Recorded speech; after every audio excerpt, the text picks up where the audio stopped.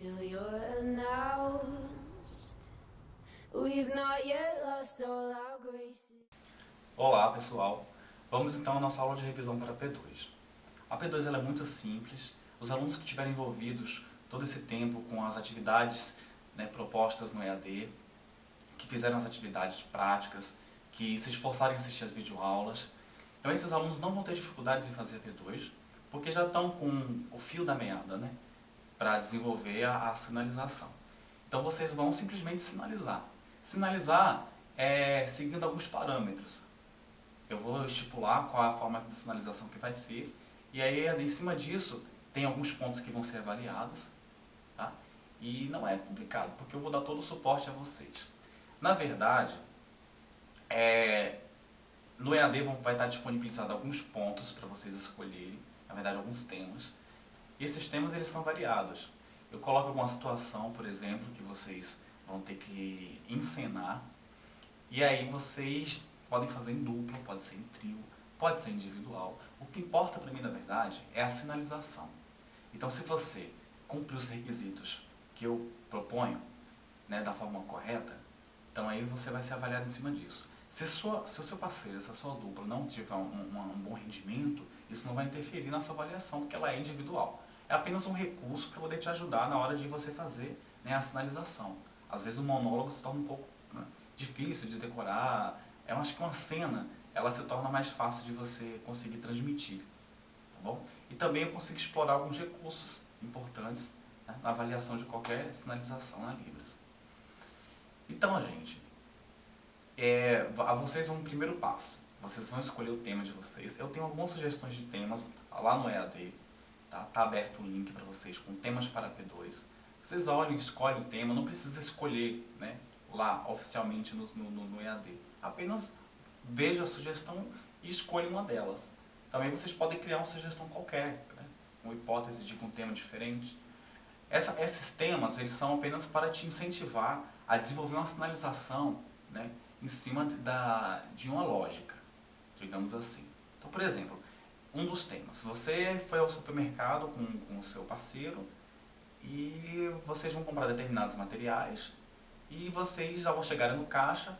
A pessoa do caixa vai lhe perguntar se você vai pagar no débito, se vai pagar no crédito, ou se vai utilizar o cartão, ou se você vai pagar em dinheiro.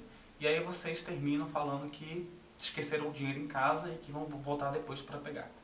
Uma hipótese, por exemplo, Então, em cima disso, vocês vão fazer um script. Façam um script,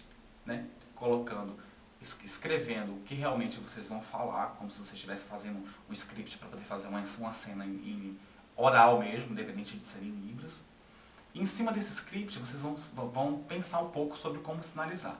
Podem mandar para mim o script, eu posso ajudá-los a poder fazer a cena em libras, eu dou suporte para vocês fazerem a encenação, dicas, conselhos, como reajustar. Então vocês podem mandar para mim por e-mail o script. E aí eu retorno a vocês com um vídeo explicando sobre o que eu achei, como que eu acho que pode ficar melhor a encenação. Podem me procurar também pessoalmente na faculdade para a gente conversar melhor sobre como que vai ser. E é isso. Os pontos que eu vou cobrar nessa avaliação são 6.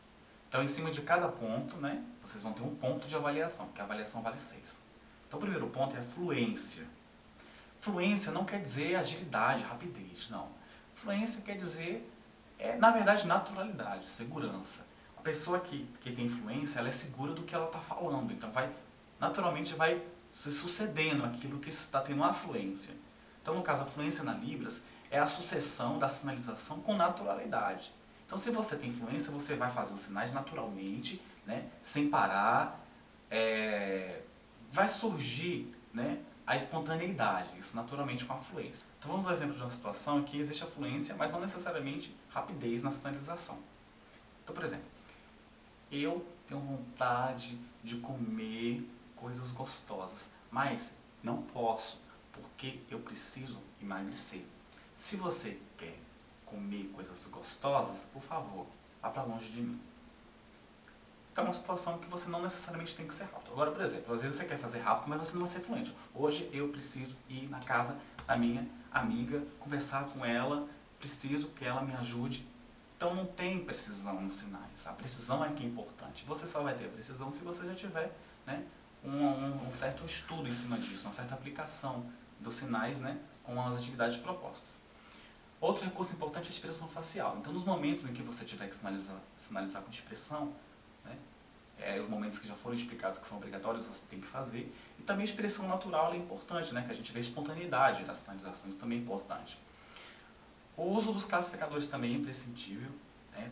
Tem situações que a gente tem que fazer um classificador ou outro. Se você ainda não sabe o que é um classificador, assista a videoaula sobre classificadores, que é importante. Outro ponto é a adaptação correta ao tema. Isso aí é um quesito muito fácil, tá? Você me definir qual é o tema que você escolheu e em cima desse tema você tem que abordar aquilo que você propôs. A profundidade também é importante, é um outro quesito. Então, quanto mais você aprofunda os seus conhecimentos na Libras, quanto mais você aprofunda os quesitos que você já estudou, e em cima disso você faz uma abrangência no tema que você construiu, no tema que você escolheu, essa profundidade também vai ser avaliada. E por último, a configuração correta das mãos. É um ponto muito importante, porque às vezes os alunos fazem sinal com uma mão diferente, de uma forma errada, né? Por exemplo, sinal de ontem, tá dessa forma. Eu percebo que alguns alunos fazem assim, né? Ou fazem na cabeça, que está errado. O sinal tem que ser correto, no local correto, mas o local é importante, mas mais importante que eu estou cobrando é a configuração das mãos. A configuração correta das mãos é importante. Porque se você não tem a configuração correta, é o mesmo que, por exemplo, em português, vamos comparar. É o mesmo que você fala bicicleta, problema, fica feio. Não pode ter esse tipo de erro. Então a configuração é muito importante. Então é isso, gente. Não tem segredo. Vocês vão enviar a atividade, né, para avaliação da P2 para mim. E aí a gente vai ver esses pontos vão ser analisados. Se alguém tiver alguma dúvida em relação a qualquer ponto da avaliação, pode me consultar. Tá? Eu estou disponível para tirar dúvidas. E eu espero que vocês tenham uma boa avaliação. Boa sorte a todos.